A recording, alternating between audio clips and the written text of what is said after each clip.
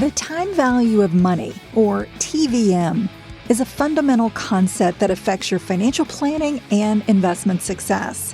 Whether you're considering borrowing, saving, or investing, understanding TVM helps you make better money decisions. This podcast will review the time value of money, why it matters, and how to calculate your investment returns.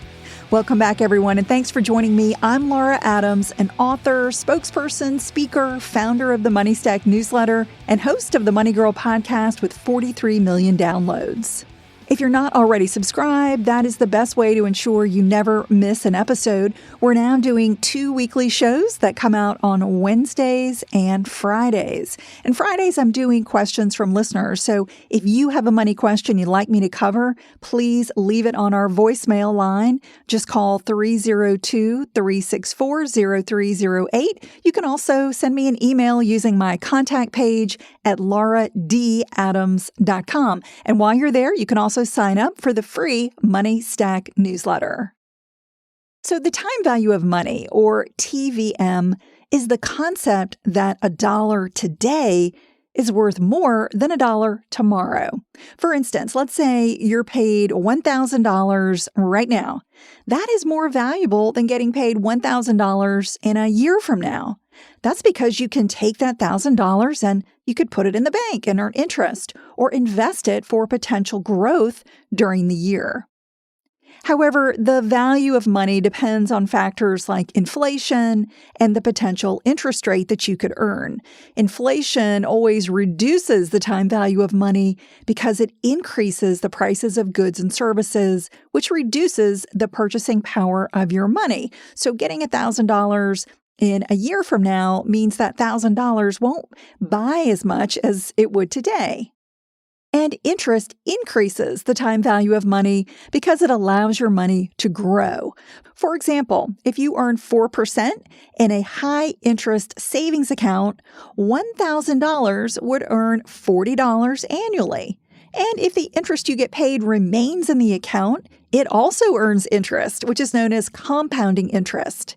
When your savings continually get reinvested, your money just grows faster and faster. So the more time you have to allow the cycle of compounding to work, the more wealth you can build.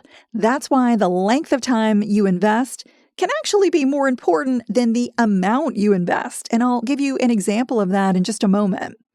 While you can never be sure what return an investment will provide, unless it comes with a guarantee, of course, TVM says $1 today is worth more than $1 promised to you in the future. So all things being equal, it's better to have a sum of money now rather than later. So that's a pretty simple concept to understand, I think. So let's put it into practice and take a look at an example of the time value of money. So let's consider 2 investors, Adam and Terry. Adam starts investing in a tax-advantaged 401k when he gets his first job at 21, and he contributes $1,000 yearly.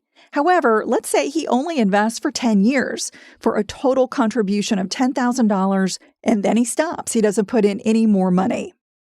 But his money continues growing with an average 8% return from age 31 to 65. Again, during that period, he's got no additional contributions.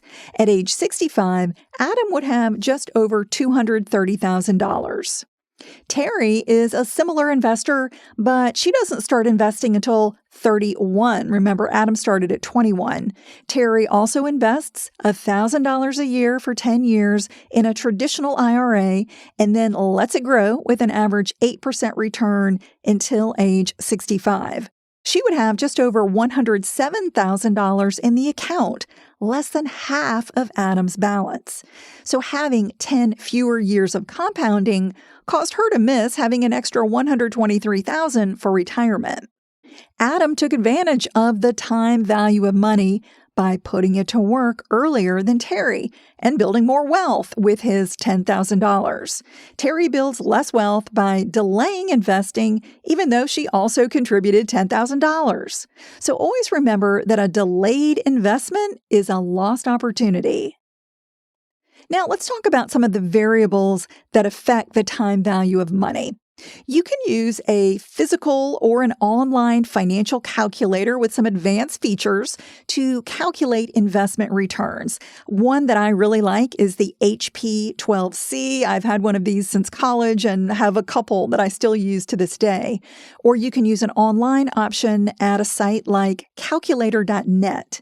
You will need to understand a few variables to input to get the right results. So one of them is the present value, or PV. You'll often see a button that says PV on a financial calculator. That is the value that a future sum of money or cash flow has right now. For example, the present value of the $1,040 that you will earn 1 year from now with an interest rate of 4% is $1,000.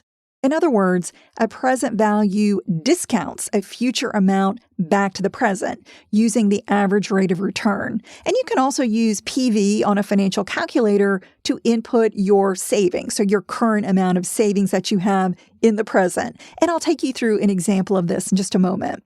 Another variable that you can input or solve for is future value, or FV. It's the value that a current sum of money will have at a future date based on an expected rate of return.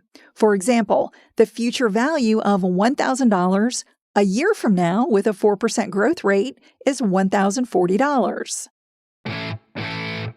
When you fully understand the time value of money, it really helps you make better decisions about how much and when to invest. It can also help you compare advanced investment opportunities, maybe some that involve future payments and future cash flows. But let me give you a simple example. Let's say you want to retire with $2 million when you're 65. Right now, you're 30 and you have $10,000 saved. You believe earning an average return of 7% over the next 35 years is reasonable, and I would agree with that. So, how much do you need to invest to reach your $2 million goal? Well, you can quickly get the answer by following these 6 steps on a financial calculator. So step number 1 is always clear your calculator.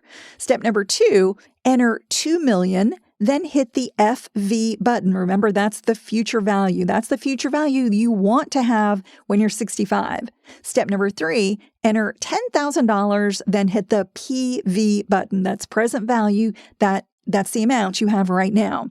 Step number 4, enter 35, then hit the N button. The N stands for number of years.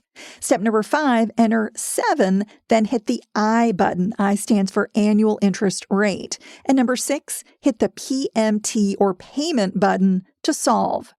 The results will show that you must invest just over $14,000 annually to grow your account from $10,000 to $2 million over 35 years. And you can adjust your goal or your timeline as needed to understand precisely how much you must invest and your future account balance if you stick to a plan. Another situation you might want to solve for is knowing when to stop investing. So let's say you're 50 and you want to retire at 60 with $3 million. If you currently have $1.5 million in your retirement account, how do you know if you should continue contributing to it? Well, here's how to get the answer using a financial calculator. Step number 1, clear your calculator. Step number 2, enter $1.5 million, then hit the PV button, because that's how much you have right now. Step number 3, enter 10, then hit the N button, because we're going to look at growth over a 10-year period. Step number 4, enter 7, then hit the I button. That's for your assumed annual interest rate. Step number 5, enter 0, then hit the payment button. So you're going to assume that over the next 10 years, you don't make any payments, and we're going to see what happens.